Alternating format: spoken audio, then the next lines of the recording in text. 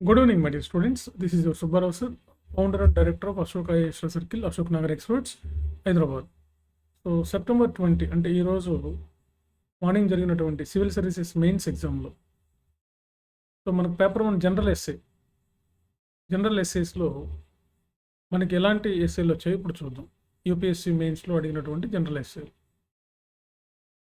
So జనరల్గా ఏంటంటే general ఎస్ఏలు కొంచెం సివిల్ సర్వీసెస్లో ఎనాలిటికల్గా రిఫ్లెక్టివ్ ఎస్ఏస్ అడుగుతూ ఉంటారు.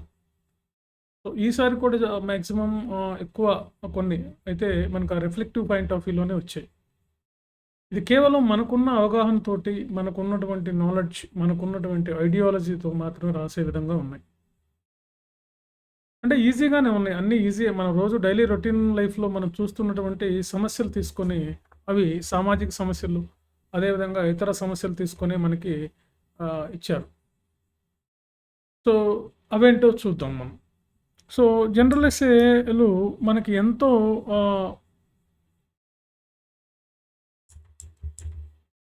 మనం కానీ చూసినట్లయితే సివిల్ సర్వీసెస్లో మీకు తెలిసిన విషయమే.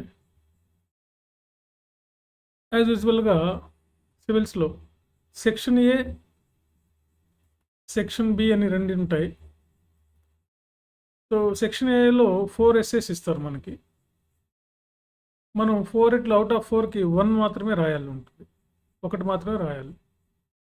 సో 1 ఇంటూ మనకి 125 మార్క్స్. అదేవిధంగా సెక్షన్ 2లో కూడా మనం ఒకటే రాయాలి, 1 into 125 equal to 125. So 125, 125, 150, 250 marks. SA మనకి 250 మార్క్స్కి మాత్రమే ఎస్ఏస్ ఉంటాయి. సో కాబట్టి ఇక్కడ ఛాయిస్ ఉంది, క్లియర్గా ఇస్తారు మీకు యూపీఎస్సీ సివిల్ సర్వీసెస్లో. So right 2 essays choosing one topic from each one of the following section A and B in about 1000 to 1200 words each. 1000 to 1200 words each. 1000 to 1200 అంటే మనకు ఆల్మోస్ట్ ఆల్ మనం ఒక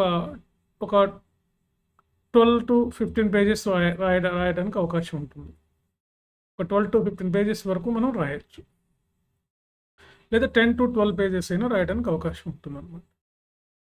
సరే, మరి ఏం ఎస్ఏలు ఇచ్చారు చూద్దాం. మరి forest precede civilization and desert follow them. Forest precedes civilization and desert follow them. So ఇది మనకి ఎన్విరాన్మెంట్ పాయింట్ ఆఫ్ వ్యూలో మనం ఎక్స్పెక్ట్ చేయొచ్చు ఎస్ఏ అని. ఎన్విరాన్మెంట్కి సంబంధించి అడవులు ముందు ఉన్నాయి, నాగరికతకు ముందు ఉన్నాయి, తర్వాత అవి ఎడారులుగా మారుతాయి అన్నది దీని అర్థం. అంటే ఈ జనవాసాలు పెరిగిన తర్వాత, ఈ జనాభా బాగా పెరిగిన తర్వాత మనం డిఫారెస్టేషన్ చేయటం వలన అడవులు పోయి ఎడారులుగా మారుతాయి అన్నది దీని ఉద్దేశం. అంటే ఇది ఒక బర్నింగ్ ఇష్యూ. ప్రజెంట్ మనకి బయట ఇది ఒక బర్నింగ్ ఇష్యూనే కదా. ఎన్విరాన్మెంటల్ డిగ్రేడేషన్ అనేది పెద్ద ఇష్యూ మనకి. సో ఆ పాయింట్ ఆఫ్ వ్యూలో మనం కానీ చూసినట్లయితే ఇది ఎన్విరాన్మెంట్కి సంబంధించి వచ్చిందనమాట మనం. సో ఇక్కడ ఏంటంటే నాగరికతకు ముందు అడవులు ఎలా ఉన్నాయి, నాగరికత తర్వాత ఏం మిగులుతుందంటే డిజర్ట్లు మిగులుతుంది, ఎడారులు మిగులుస్తుంది అనే పాయింట్ ఆఫ్ వ్యూలో మనం ఒక ఫ్రేమ్వర్క్ చేసుకొని ఫారెస్ట్ అంటే ఫైనల్గా ఏం చెప్తున్నాం దీన్ని, ద సిగ్నిఫికెన్స్ ఆఫ్ ఫారెస్ట్, అడవుల యొక్క ఉపయోగాలు అని చెప్పొచ్చు మనం. అడవుల వల్ల ఉపయోగాలు ఏంటి, అడవుల నాగరికత అభివృద్ధి జరగడానికి అడవులు ఒక పాత్ర పోషిస్తాయి. కానీ అదే నాగరికత బాగా పెరిగిన తర్వాత అదే అడవులను మనం నరికి జనవాసాలుగా ఇతర కార్యక్రమాలు చేయటం వలన ప్రపంచవ్యాప్తంగా గ్లోబ్ అంతా కూడా మనకి డిజర్ట్స్గా, ఎడారులుగా మారిపోతున్నాయి. కాబట్టి ఇది ఒక ఎన్విరాన్మెంటల్ ఇష్యూ అనమాట. ఆ పాయింట్ ఆఫ్ వ్యూలో మనం దీన్ని డిస్కస్ చేయాలి. ఇది ఎవరైనా రాయొచ్చు, ఈజీగా ఉంది కాబట్టి ఎనీవన్ కెన్ ఈజీలీ దీన్ని అటెంప్ట్ చేసుకోవచ్చు. మీరు ఇది ఈజీగానే ఉంది కాబట్టి దీన్ని అటెంప్ట్ చేయొచ్చు. రెండవ చూడండి, the empires of the future will be the empires of the mind. ఇది ఒక కొటేషన్ అనమాట. ఇది విల్లింగ్టన్ చర్చిల్, ఇంగ్లాండ్ ప్రధాని Wellington Churchill second world war ఆ టైంలో ఆయన కొటేషన్ ఇవ్వడం జరిగింది. అంటే భవిష్యత్తులో సామ్రాజ్యాలను నిర్మించాలంటే భూమితో పని లేదు. మనం సామ్రాజ్యాలు నిర్మించడానికి మనకు ఒక ఐడియా ఉంటే చాలు, ఒక ఆలోచన, ఒక ఐడియా ఉంటే చాలు అనే కొటేషన్ ఆయన ఇవ్వడం జరిగింది దృష్టిలో పెట్టుకుని. సో ఇప్పుడు చూడండి, ఎంపైర్స్ ఆఫ్ ద మైండ్ అంటే ఇప్పుడు ఉన్నటువంటి మన దీన్ని సింపుల్గా చెప్పాలంటే ఇంపీరియలిజం, ప్రజెంట్ మోడర్న్ ఉన్నటువంటి ఇంపీరియలిజం, ఆధునిక కాలంలో ఉన్నటువంటి సామ్రాజ్యవాదం.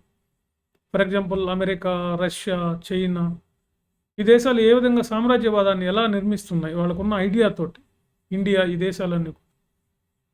దేశాలన్నీ కూడా ఎలాంటి సామ్రాజ్యాన్ని ఎలా నిర్మిస్తున్నాయి, ఆర్థికపరమైన సామ్రాజ్యాన్ని నిర్మిస్తున్నాయి, ఎకనామిక్ ఎంపైర్స్ ఎలా కేవలం ఐడియాతోనే, ఒక ఆలోచన విధానంతో ఈ మహాసామ్రాజ్యాలు నిర్మిస్తూ దేశాల మధ్య సంబంధాలు కొనసాగించుకుంటూ ముందుకు వెళ్తున్నాయి.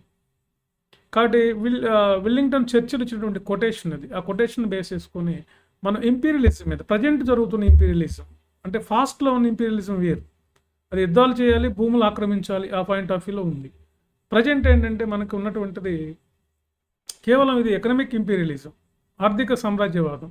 కాబట్టి ఈ సామ్రాజ్యవాదం వల్ల ఈ దేశాలు ఏ విధంగా సామ్రాజ్యాలు నిర్మిస్తున్నాయి అన్నదే ఇది ఒకటి అనమాట. కాబట్టి ఇది కూడా రాయొచ్చు. సో బెటర్గా అండ్ ఎక్కువ మందికి ఏంటంటే కంపేర్ టు 2, 1 ఈజ్ ఈజియెస్ట్ అనమాట. ఒకటి బాగా రాయొచ్చు అనమాట మీరు. నెక్స్ట్ థర్డ్ చూడండి, there is no path to happiness, happiness is path. So సంతోషానికి మార్గాలు ఏమి లేవు, సంతోషమే ఒక మార్గం, సంతోషమే ఒక మార్గం. Happiness is the path of happiness అనమాట. సంతోషమే మార్గం, దానికి వేరే మార్గాలు ఏమి లేవు. There is no any path to happiness, happiness is the path. నేను ఎస్టర్డే క్లాస్లో కూడా మా స్టూడెంట్స్తో డిస్కస్ చేశాను. హ్యాపీనెస్ అనేది మనకి ఎప్పుడు ఇంపార్టెంట్, ఎథిక్స్ పాయింట్ ఆఫ్ వ్యూలో, జనరల్ ఎస్ఏ పాయింట్ ఆఫ్ వ్యూలో, యాజ్ ఇట్ ఈస్గా it comes on today's exam. So కాబట్టి పాత్ హ్యాపీనెస్సే కారణం అనమాట. హ్యాపీనెస్సే మార్గం. దాన్ని ఎలా ఆనందం ద్వారానే మనం కనుక్కోవాలి. సో హ్యాపీనెస్ అంటే ఏంటి? ఇట్స్ అన్ ఎమోషన్, అటువంటి టైప్ ఆఫ్ ఎమోషన్, ఒక రకమైనటువంటి ఇది ఒక భావన అనమాట. మనసులో కలిగేటువంటి ఒక రకమైనటువంటి భావనే ఆనందం. దాన్ని మనం ఈ విధ హావభావాలను బట్టి, ఈ విధ ఫీలింగ్స్ని బట్టి మనం ఎక్స్ప్రెస్ చేస్తాం. ఆనందాన్ని ఎలా పొందుతాం మనం? Like take Buddha's Ashtanga Marga. Take any religion. All religions says about the happiness and peace.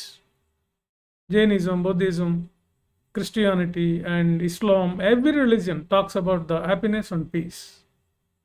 కాబట్టి ఆనందానికి మార్గాలు ఏమి లేవు. ఆనందమే ఆనందానికి మార్గం. ఆనందంగా ఉండటం అనేది మన చేతుల్లోనే ఉంటుంది. ఎలా? మంచి విశ్వాసం, right to confidence, right to talk, మంచి మాట తీరు, మంచి ఆలోచన, రైట్ టు థింక్, ఇలా అన్నమాట. అందరితో కలిసి ఉండటం, అందరిని పెద్దలను గౌరవించటం, తర్వాత చారిటీ, ఇవన్నీ కూడా ఆనందాన్ని మనకి అందిస్తాయి అన్నమాట. సో కాబట్టి ఇది పోయినా రాయొచ్చు మీరు. ఒకటి మిస్ అయితే మనం థర్డ్ అయినా రాయొచ్చు. Okay, right. నెక్స్ట్ మనకి సో 1, 2, 3లో 3 మనకి ఓకే. ఇక మనం ఫోర్త్లో కానీ చూసినట్లయితే ప్రశ్నలు అడిగేవాడి కన్నా ప్రశ్నలు అడిగేవాడే నిజమైనటువంటి సైనికుడు, లేదా సందేహించేవాడే నిజమైనటువంటి సైన్స్ మనిషి. సైంటిస్ట్ అంటే ఎవరంటే ప్రశ్నలు అడిగేవాడే, ప్రశ్నించేవాడే నిజమైనటువంటి మనకి అని అర్థం అనమాట. అది అడిగారు ఇక 4వ దాంట్లో. అంటే ఇన్ ఇంగ్లీష్ ఇది జనరల్గా మనకి ఏం అడిగారంటే ఇంగ్లీష్లో దీన్ని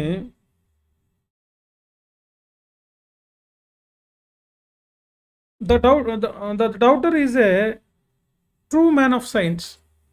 4వ దానికి ఆన్సర్ ఏంటంటే, 4వ దానికి క్వశ్చన్ ఏంటంటే ఇంగ్లీష్లో, హిందీలో ఇచ్చింది ఇక్కడ 4వది. ద డౌటర్ అంటే ప్రశ్నించేవాడు. The doubter is a true man of science, is a true man of science. కాబట్టి ప్రశ్నించేవాడే నిజమైనటువంటి సైన్స్ మనిషి అని దీని అర్థం. ప్రశ్నించడం ద్వారానే మనం డిస్కవరీస్ స్టార్ట్ అవుతాయి, ఇన్నోవేషన్ స్టార్ట్ అవుతాయి. ప్రశ్నించడం ద్వారా మనకి జవాబు దొరుకుతుంది. అందుకే బుద్ధుడు కూడా అంటారు కదా, మనకి ప్రపంచమంతా దుఃఖానికి ఏంటి కారణం? కోరికలు. కోరికలను ఎలా జయించాలి? Again you have to question on that desires. So కోరికలు జయించాలంటే యూ షుడ్ ఫాలో ద అష్టాంగ మార్గం. కాబట్టి doubter is a true man of science. ఎవడైతే సందేహపడతాడో వాడే నిజమైనటువంటి మనిషి అని అర్థం, నిజమైనటువంటి సైన్స్ మనిషి. అండ్ సైన్స్ మనిషి అంటే సైంటిస్ట్. సో కాబట్టి సైన్స్ డెవలప్మెంట్స్ ఎలా ఉన్నాయి అనే పాయింట్ ఆఫ్ వ్యూలో దీన్ని మనం డిస్కస్ చేయాలి. ఏ విధంగా మనకి డౌట్ ఎలా ఉంది. ఇప్పుడు ఫర్ ఎగ్జాంపుల్ సోక్రటీస్ ప్రశ్నించమంటారు, ప్రశ్నించేవాడే గొప్పవాడు అని చెప్పి సోక్రటీస్ చెప్తారు, గ్రీక్ ఫిలాసఫర్స్. సో ఆ పాయింట్ ఆఫ్ వ్యూలో మనం దీన్ని డిస్కస్ చేయాలి. సైన్స్ యొక్క ఇంపార్టెన్స్, ఎలా మనం సైన్స్ని డెవలప్ చేయడానికి సైంటిస్టులు ఎలా ఉండాలి అనే ఉద్దేశంతో ఇది మనకి చెప్పడం జరుగుతుంది. తర్వాత 5th క్వశ్చన్ చూడండి. The social media is triggering the fear of missing out of amongst the youth. So precipitating the depression and loneliness. Social media అనేది యువతని ఒంటరితనానికి, సోషల్ మీడియా అనేది యువతని ఒంటరితనానికి గురి చేస్తుంది అని అర్థం అన్నమాట. యువతని తప్పుదోవ పట్టిస్తుంది, భయానికి గురి చేస్తుంది. దీనివల్ల ఏమవుతుందంటే అతనిలో డిప్రెషన్, మానసిక ఆందోళన, ఒంటరితనానికి గురవుతున్నాడు. సామాజిక మాధ్యమాలు. So this one also I discussed as a essay in our students in class. So కాబట్టి social media how it effects on our youth, fear of missing of out of attempt to the youth. So ఎలా ఇది పనిచేస్తుంది, యువతని ఏ విధంగా ఇది భయాందోళనకు గురి చేస్తుంది సోషల్ మీడియా, ఎలా ప్రేరేపిస్తుందంటే వాళ్ళని డిప్రెషన్లోకి, అదేవిధంగా లోన్లీనెస్, వాళ్ళ యొక్క ఒంటరితనానికి కారణం అవుతుంది సోషల్ మీడియా. అంటే ఈ మొబైల్ వాడకం, ఈ ఇంటర్నెట్ వాడకం. సో కాబట్టి social media effect on youth అనే పాయింట్ ఆఫ్ వ్యూలో మీరు డిస్కస్ చేయాలి. సో ఎక్కువ డేటా మన దేశంలో యూత్ కూడా వాడుతున్నట్టుగా, అన్నెసరీగా మన డేటా ఉపయోగిస్తున్నట్టుగా మనకు తెలుస్తుంది. ఇవి కూడా చాలా అన్నెసరీ యాక్టివిటీస్ కోసం డేటా యూజ్ చేస్తున్నారు. ఎప్పుడు సోషల్ మీడియాలో బిజీగా ఉంటారు educators, mainly in youth, students వీళ్ళు. ఆ పాయింట్ ఆఫ్ వ్యూలో మనం అంటే సింపుల్గా చెప్పాలంటే సోషల్ మీడియా ఏ విధంగా యువతని ఈ విధంగా ఒంటరితనానికి, డిప్రెషన్కి గురి చేస్తుంది అనే దాని మీద మీరు ఎస్సే రాయాల్సి ఉంటుంది. నెక్స్ట్ చూడండి. Nearly all man can stand adversity into the test the character, give him power. So nearly all man can stand. Nearly all man can stand అంటే ఏంటంటే దాదాపుగా అందరూ మానవులు కష్టాలను తట్టుకోగలరు. All mens, nearly all mens can stand the adversity, but to least the character give him a power. కాబట్టి కొంతమంది వ్యక్తుల యొక్క స్వభావాన్ని మనం, కానీ కొంతమందిని పరీక్షించడానికి అతనికి శక్తిని ఇవ్వాలి, దాన్ని తట్టుకోవడానికి దాని శక్తిని ఇవ్వాలి అని అర్థం. అంటే ఏంటంటే ఉన్న సమస్యల నుంచి బయటపడడానికి మనం యువతకి లేదా వ్యక్తులకి మనం ఇవ్వాల్సినటువంటి ఆ బూస్ట్, ఆ పవర్, ఆ శక్తి ఏంటి అనే దాని మీద అడిగారు దీన్ని. అంటే అందరికీ కష్టాలు ఉంటాయి, కొద్దిమంది ఆ కష్టాల నుంచి బయటపడటానికి మనం వాళ్ళకి సపోర్ట్ చేయాలి. ఒక రకంగా చెప్పాలంటే ఇది మనకి ఒక సర్వీస్ లాంటిది, ఒక చారిటీ లాంటిది, ఒక కంపాషన్. వాళ్ళకి బెట్ల మనం జాలి కలిగి వాళ్ళు ఎలా అభివృద్ధి జరగాలి అనేటువంటి ఆలోచించే ధోరణిలో ఇది ఉంటుంది. ఇది కూడా రిఫ్లెక్టివ్ ఎస్సే, ఇది కూడా మనం జనరల్గా రాయొచ్చు. ఇప్పుడు ఈ మూడిట్లో మీరు కళ్ళు మూసుకొని ఆలోచించి ఇంకా డైరెక్ట్గా మనం రాయదగిన అదేంటంటే సోషల్ మీడియాకి వెళ్ళిపోవచ్చు మీరు 5th. చూడండి. నెక్స్ట్ 7th చూడండి. All ideas having the large consequence are always simple. అంటే దీని అర్థం ఏంటంటే all ideas having the large consequences అంటే పెద్ద ఆలోచనలన్నీ కూడా చాలా సింపుల్గా ఉంటాయని అర్థం. పెద్ద ఆలోచనలన్నీ కూడా చాలా సింపుల్గా జరుగుతాయి అనేదే దీని ఉద్దేశం అన్నమాట. విస్తృత పరిమాణంలో ఉన్నటువంటి ఆలోచనలు ఎల్లప్పుడూ కూడా సరళంగా ఉంటాయి.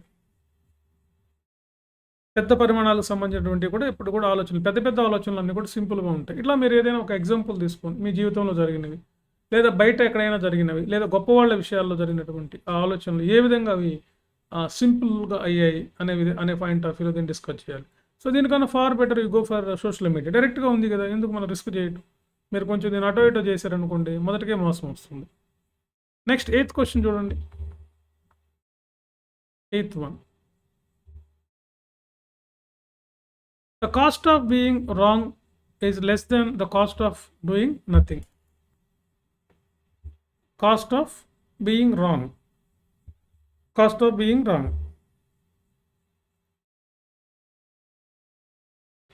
Cost of being wrong. తప్పు చేయడం వల్ల అయ్యే ఖర్చు ఏమి చేయకుండా ఉంటే ఖర్చు ఏమీ ఉండదు. The cost of being wrong is less than the cost of doing nothing. అంటే ఏదైనా మనం తప్పు చేసి గొప్పవాళ్ళం అయ్యే కన్నా, తప్పు చేసి మనం ఖర్చు ఎక్కువ మూల్యం చెల్లించే కన్నా అలాంటి రాంగ్ చేయకుండా ఉండటమే ఉత్తమమైనది అని అర్థం. అంటే ఇక్కడ మనం దేని మీద ఫోకస్ చేయాలి? Good and bad. మనం రాంగ్ చేయకుండా రైట్ చేయాలి అనేది దీని ఉద్దేశం అన్నమాట.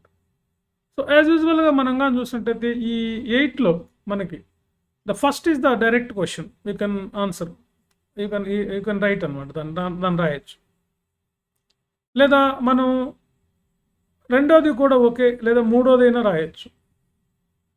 ఈ సెక్షన్ బిలోకి వచ్చేసరికి మీరు ఫస్ట్ ఓకే, ఫస్ట్ రాయొచ్చు, లేదా రెండవది కూడా ఫస్ట్ మీన్స్ 5th రాయొచ్చు, 6th కూడా రాయొచ్చు, లేదా 7th అయినా రాయొచ్చు, ఏదైనా రాయొచ్చు. అన్నీ కూడా బాగా కంఫర్ట్గానే ఉన్నాయి. సో మనం ఏదైనా ఒక్కొక్క సెక్షన్ నుంచి ఒక్కొక్కటి రాయాలి కాబట్టి, సో ఈ విధంగా ఎస్ఏలు మనం ఆన్సర్స్ ప్రజెంట్ చేయగలిగితే మంచి మార్క్స్ వస్తాయి అన్నమాట. క్వశ్చన్ అర్థం చేసుకోవాలి ఫస్ట్. సివిల్ సర్వీసెస్లో క్వశ్చన్ అర్థమైతే మీరు 60% మీరు సక్సెస్ అయినట్లే. సో కాబట్టి తెలుగు మీడియం విద్యార్థులు కూడా లాజికల్గా మీరు ఈ విధంగా ఒక్కొక్క వర్డ్ అంటే కీవర్డ్స్ ఏంటో అండర్లైన్ చేసుకొని దాని ప్రకారం దాన్ని ఏమడుగుతుంది, దాని సబ్ కీవర్డ్స్ ఏంటి, ద మెయిన్ దాని ప్రేజ్ ఏంటి, అలవెంట్ ఏంటి తెలుసుకొని, కానీ దేని గురించి అడుగుతుంది తెలుసుకొని దాన్ని సింప్లిఫైగా మీ మైండ్లో దాన్ని సింపుల్గా ఏమంటారు, ఆ లైన్ అంతా తీసుకొని సింపుల్గా ఏమంటారు, forest proceeds the civilization and deserts follows them అని. అంటే సింపుల్గా ఏం చెప్తాము, అడవులు ఏ విధంగా మనకి ఉపయోగపడతాయి, అడవులు లేకపోతే మనకు జరిగే నష్టాలు ఏంటి, అదే దాని అర్థం అనమాట. సో ఇట్లా మీరు ఇలా ఆలోచించుకొని ఒక ఫ్రేమ్వర్క్ చేసుకొని చక్కగా మీరు ఆన్సర్ ప్రజెంట్ చేసినట్లయితే మీకు ఇందులో మీకు మంచి మార్క్స్ వస్తాయి సివిల్ సర్వీసెస్లో. సో కాబట్టి ఎస్ఏ అనేది కూడా మనకి ఒక డిసైడింగ్ ఫ్యాక్టర్ అనమాట సివిల్స్లో. సో మనం బాగా ఎస్ఏ రాస్తే మనకు దగ్గరగా ఒక 150 పైన 150, 180 లాస్ట్ ఇయర్ తెలుగు మీడియంలో రాసిన వాళ్ళకి కూడా 180 మార్క్స్ వచ్చాయి. సో 180, 190 వరకు కూడా మనం ఎస్ఏస్లో వెళ్ళొచ్చు అనమాట. Okay friends. So this is the today's civil services mains general essay paper. So దీన్ని బట్టి మనకి ఏంటంటే గ్రూప్ 1లో తెలంగాణ గ్రూప్ 1లో ఏపీ గ్రూప్ 1లో కూడా కొంత ఈ స్టాండర్డ్స్ మెయింటైన్ చేయొచ్చు అని మనకు ఒకటి అర్థమవుతుంది. కాకపోతే ఏంటంటే కొంచెం ఇంత లోతుగా అయితే ఉండవు ఇక్కడ గ్రూప్ 1 వీటిల్లో, కొంచెం డైరెక్ట్గా ఉంటాయి. ఇక్కడ కూడా ఇవి డైరెక్ట్గానే ఉన్నాయి, పెద్దగా ఏం లేదు. వాళ్ళు ఏదో పెద్ద లెంతీగా ఇస్తారు కానీ దాన్ని మీరేమీ పట్టించుకోవాల్సిన అవసరం లేదు. దాన్ని మీరు జస్ట్ మెయిన్ దాని థీమ్ ఏంటి, దాని ఐడియాలజీ ఏంటి, ఎస్ఏ ఐడియాస్ ఎగ్జామినర్ ఏం అడుగుతున్నాడు అనేదాన్ని మీరు పట్టుకొని కానీ రాయగలిగితే అవుతుంది. Okay right. సో మా దగ్గర civil services coaching already batch start అయింది, సెకండ్ బ్యాచ్ కూడా స్టార్ట్ అయింది. సో ఇంట్రెస్ట్ ఉన్నటువంటి వాళ్ళు మమ్మల్ని అశోక్ నగర్ వచ్చి కలవచ్చు. Okay. So both Telugu medium, English medium 2 మీడియంలోనూ కోచింగ్ ఉంటుంది. Okay, thank you very much.